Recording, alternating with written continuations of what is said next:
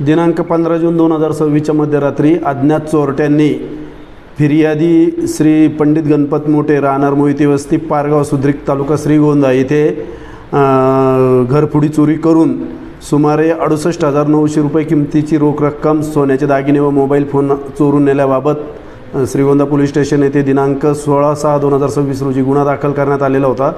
सदर गुन्ह्याच्या तपासादरम्यान अज्ञात व्यक्तींबाबत गोपनीय माहिती मिळाली की सदरचा गुन्हा हा आरोपी नामे संदेश संजय भोसले राहणार कोळगाव व त्याच्या साथीदाराने केलेला आहे। सदर गुन्ह्यात सदर आरोपीला अटक केलेली असून इतर आरोपींचा शोध घेण्यासाठी तसेच चोरीस गेलेला मुद्देमाल रिकव्हर करण्यासाठी सदर आरोपीची 5 दिवस पोलीस कस्टडी घेण्यात आलेली आहे।